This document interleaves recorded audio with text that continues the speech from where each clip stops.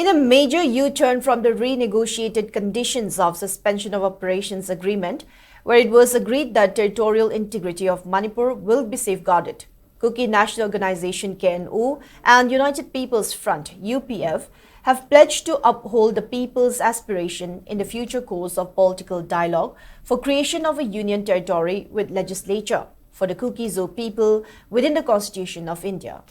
In a joint statement yesterday, KNO and UPF maintained that reopening of National Highway No. 2 is not endorsement of unrestricted movement of Meitei community across buffer zones in Kuki-ZOO areas. KNO and UPF also maintained that the position regarding National Highway 2 via Kangpokpe district, contrary to misinformed narratives, was never closed or blocked. The sanctity of buffer zone remains paramount and the responsibility for securing the highway lies with the Government of India and its deployed force.